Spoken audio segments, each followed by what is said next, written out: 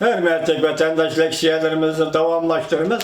Yukarı leksiyenin devamı bugün Çislak 2019 yıl 10. ayının 5. günü hafta şembe. Devamında. Nöbetçi Şangan Memuriyet Hükümeti kanunluk hükümet işgalliğinin her kandak dercisini yokattı. Şunlaşkı Şangan Vakıtlık Hükümet Kitapnaması da Şangan Vakıtlık Hükümeti namı astıda 7 türlük talepni cekarlıdı.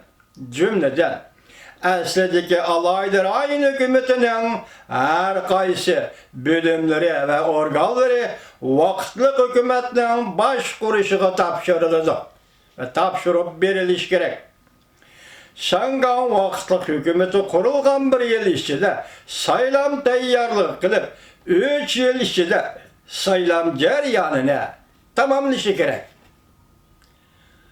Hazır bu bir cümle, iki cümleken bu yettimadılık hitapname idi. Müşahit kilişti ya ki melliksiye sözleştim burun bir haber geldi yani. Bu hitapnamenin toluk teksiti yetip geldi. Allah halısı vatandaşım toluk teksitini ete sinek yetkizimiz. Enlikti yani bir haber. Cemaat fikirinin şiddetlik dolkunu. Amerika'da her saha, her kasıpçılar. Şangan'da ilan kılıngan niqablanışını çekleş kanununa inkas kaytır. Mavzulu haber. 10. ayının 4. günü Amerika vazının Xitay programımız ilan kılındı. Haber. Bundak başlar. Şangan hükümeti ciddi vaziyet kanununa hareket keltirip namayışçılarla namayiş kılganda niqablanış buyumları işletişini mani kıl. Yaki çeklidi. Amerika emeldarları Şangan'ın demokratiyasını kollaydıqallığını bildirişti. Nüfuzluq Devlet Meclisi azaları ve kişilik hukuk teşkilatları bunda hesapladı.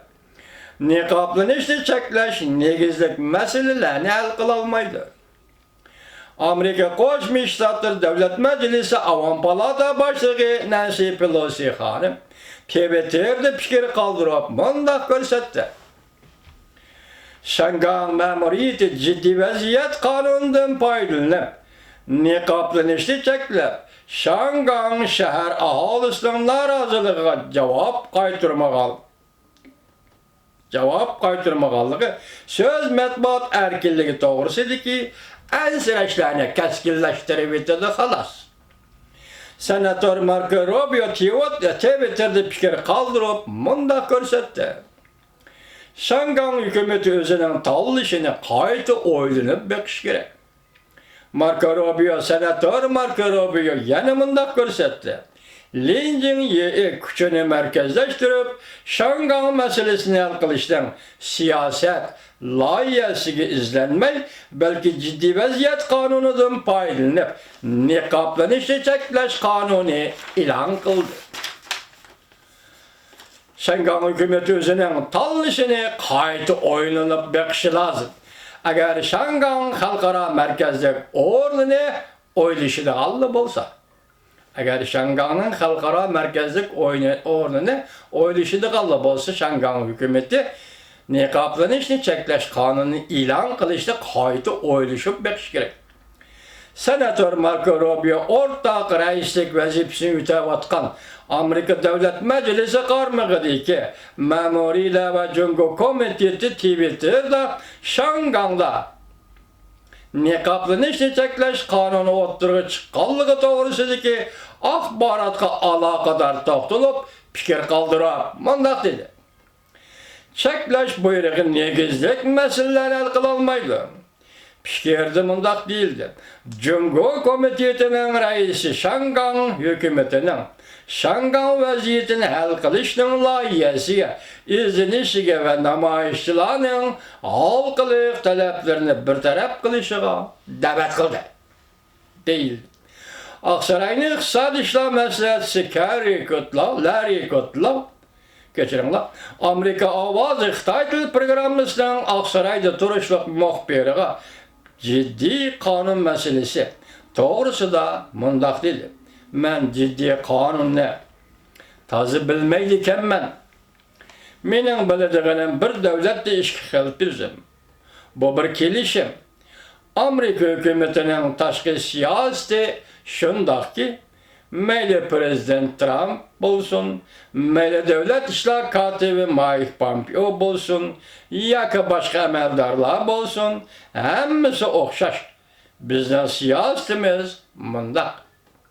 Biz Şangangning demokratiyasi va erkinligini qo'llaymiz. Bu Amerikaning yadroluk qimmat qarashi. Prezident bu jihatda intayin aniq so'zlagan. Xalqaro kechirim tashkiloti e'lon qilgan bayonotida bunday ko'rsatdi.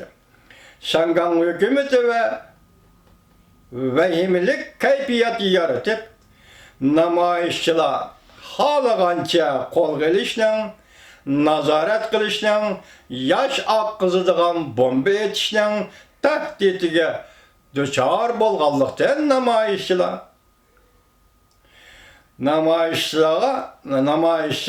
niqoblanishimiz kerak deb hisoblagan edi. Yuqori alomatga duchor bo'lgan Shangang namoyishchilari niqoblanishimiz kerak deb niqoblanishni ishga oshirgan edi. Şanggang hükümetinin ciddi vaziyet kanunundan paydalanıp niqoblanishni cheklashi namoyishchilarni bostirishga radikallarcha urinishdir. Bu Xalqaro kechirim Amnesty International tashkilotining bu qatimqi Shangangdagi yangidan e'lon qilingan qonun to'g'risidagi ko'z qarashi ekan. Vatandoshlar, bugungi leksiyalarimiz shu yerda oxirlashdi. Endi tuvanda sizlar bilan birlikda muhokama qilamiz.